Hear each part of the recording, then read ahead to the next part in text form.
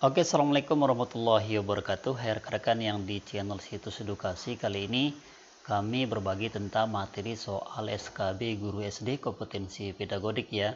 Yang ini sesuai dengan kisi-kisi yang ada di Guru SD atau Guru jurusan PGSD pada tahun 2020.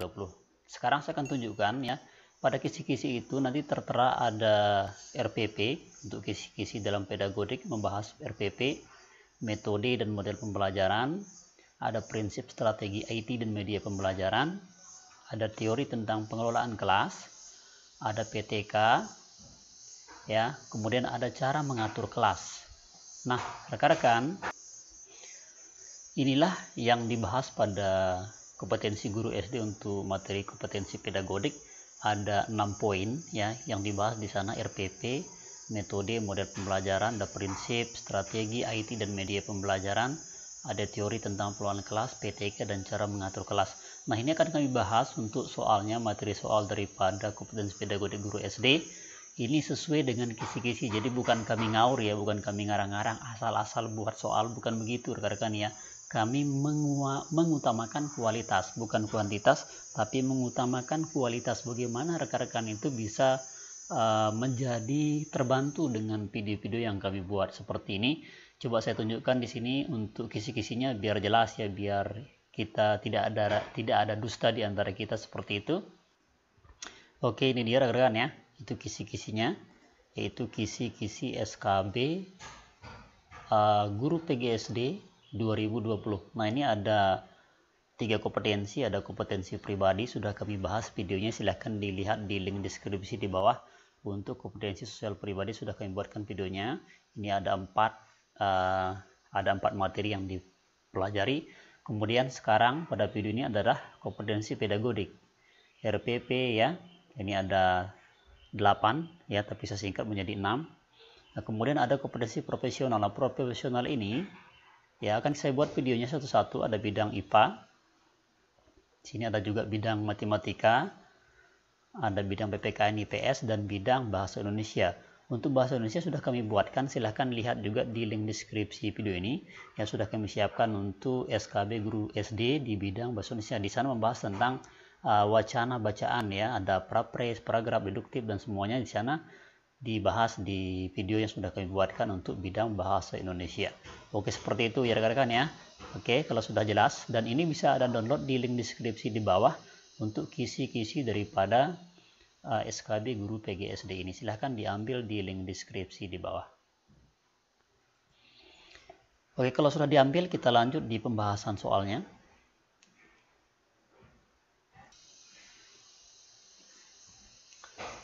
Soal nomor 1. Berikut ini adalah bentuk diferensiasi proses pembelajaran. A. Menyediakan alat peraga sesuai kemampuan siswa. B. Menggunakan bahan ajar yang beragam. C. Menggunakan bahan teknis sesuai kemampuan siswa. Dan D. Membentuk kelompok kecil. Oke, rekan-rekan guru PGSD, silahkan yang mana jawabannya, A, B, C, atau D ya. Silahkan dijawab dalam komentar juga boleh. Oke, kalau sudah dijawab, kita lihat jawabannya adalah yaitu A ya, yaitu menyediakan alat peraga sesuai kemampuan siswa. Kita lihat kenapa jawabannya A. Nah, dalam proses pembelajaran guru dapat melakukan diferensiasi antara lain menyediakan persentase yang bervariasi sesuai perbedaan gaya belajar, menggunakan aktivitas berjenjang, menyediakan pusat perhatian yang mendorong siswa untuk mengeksplorasi bagian topik pembelajaran sesuai minat mereka, dan mengembangkan agenda personal setiap siswa, menyediakan alat peraga, bantu lainnya untuk membantu siswa yang memerlukannya, dan menyediakan waktu belajar yang bervariasi. Jadi yang paling tepat adalah yaitu A, menyediakan alat peraga sesuai kemampuannya. Ini yang dimaksud dengan bentuk diferensiasi rekan-rekan ya. Oke, rekan-rekan guru SD, kalau sudah jelas ya, kita lanjut ke soal nomor 2.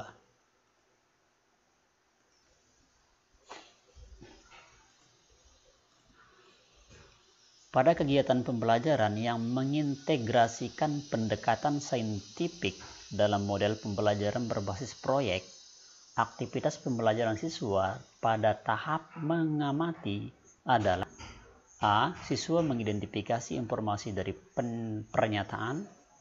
B. Siswa membuat desain proyek. C. Siswa mengumpulkan informasi sesuai yang direncanakan. Dan D. Siswa menyampaikan progres. Nah, silakan yang mana jawabannya rekan-rekan ya, yang termasuk tahap mengamati untuk pembelajaran atau metode pembelajaran yang pada kompetensi, yaitu kompetensi pedagodik untuk kisi-kisi CPNS PGSD 2020 ini.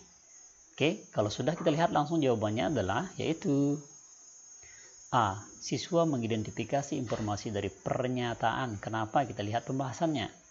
Nah, pembelajaran berbasis proyek adalah model pembelajaran yang melibatkan siswa dalam suatu kegiatan, dalam kurung proyek, yang menghasilkan suatu proyek. Aktivitas siswa dalam pembelajaran ini adalah mendesain proyeknya sendiri, kemudian menyelesaikan proyek secara berkelompok, dan mempresentasikan produk yang dibuat. Jika pendekatan saintifik diintegrasikan dalam model pembelajaran berbasis proyek, maka tahap mengamati ini, siswa melakukan aktivitas pengamatan masalah yang disampaikan guru. Selain itu, siswa mengidentifikasi informasi yang diberikan dari pernyataan atau masalah yang diberikan. Jadi yang paling tepat adalah yaitu A. Jelas rekan-rekan ya? Yang paling tepat adalah A. Mengidentifikasi informasi dari pernyataan. Oke, lanjut ke contoh soal nomor 3. Pernyataan berikut yang berkenaan dengan rasional pengembangan kurikulum 2013 kecuali A.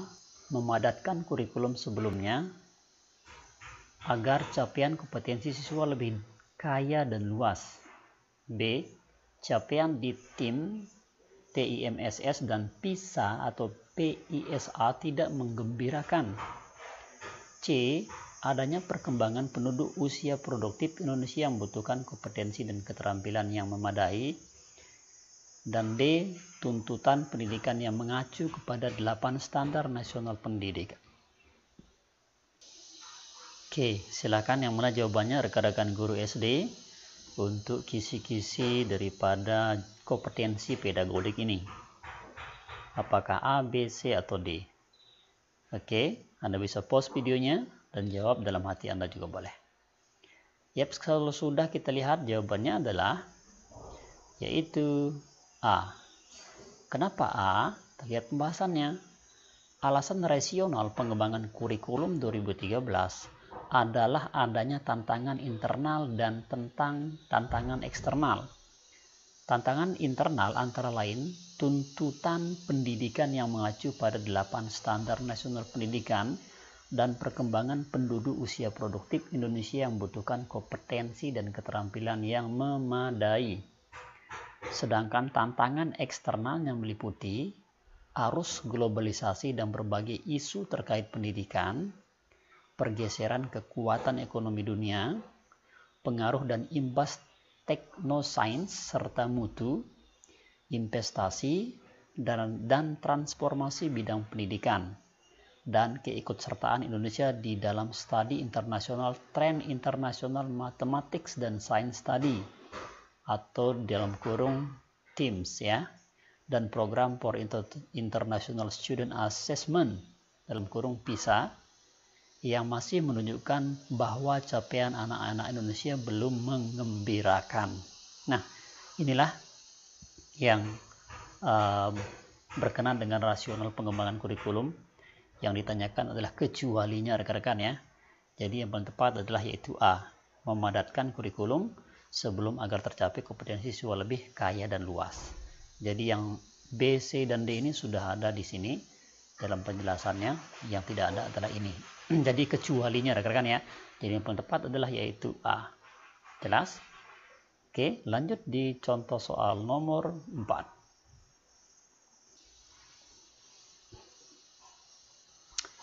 RPP dirancang untuk mendorong semangat belajar, motivasi, minat, kreativitas, inisiatif, inspirasi, inovasi, dan kemandirian. Prinsip penyusunan RPP yang sesuai dengan hal tersebut adalah A.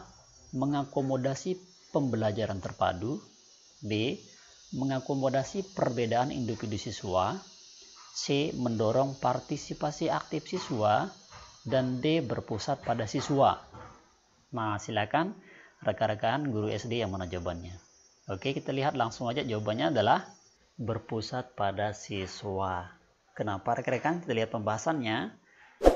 Prinsip penyusunan RPP menurut Permendikbud nomor 22 tahun 2016 tentang standar proses dikdasmen, salah satunya adalah berpusat pada siswa. Jadi D ya. Hal ini dilakukan untuk mendorong semangat belajar, motivasi, minat, kreativitas, inisiatif, inspirasi, inovasi, dan kemandirian. Jadi pada Permendikbud nomor 22 ini jadi yang paling tepat adalah yaitu D, berpusat pada siswa. Jelas rekan-rekan?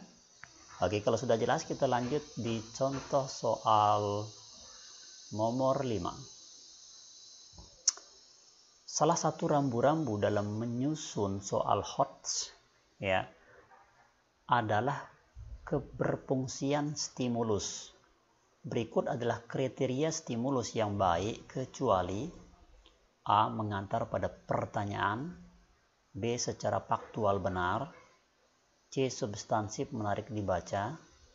D. Parsial dalam sajian. Yuk rekan-rekan guru yang mana jawabannya? Pada menyusun soal HOTS ini yang ditanyakan adalah kecualinya. Oke, kita lihat jawabannya adalah yaitu D. Parsial dalam sajian. Kita lihat pembahasannya. Nah, rambu-rambu dalam menyusun soal HOTS adalah berfungsian stimulus. Dalam menyusun soal, stimulus yang baik adalah sebagai berikut. Substantif dan menarik untuk dibaca. Ya, ada menarik perhatian bagi peserta didik, ditulis dirancang dengan baik, cukup menantang, tidak terlalu mudah dan tidak terlalu sulit. Secara faktual benar, ada mengantar pada pertanyaan, ada dan cerita utuh dan serba cukup. Jadi yang tidak ada adalah parsial dalam sajian. Karena ditanyakan adalah kecuali. Jadi yang paling tepat adalah yaitu D. Jelas rekan-rekan ya? Oke, di sini saya hanya membahas 5 soal saja untuk soal pedagodik sesuai dengan kisi-kisi guru PGSD 2020 ini. Sebenarnya di sini ada 15 soal untuk soal pedagodik ini, tapi saya tidak bahas semuanya, saya hanya bahas 5 soal aja. 5 soal aja sudah hampir 15 menit rekan-rekan ya. Jadi tidak cukup banyak waktu.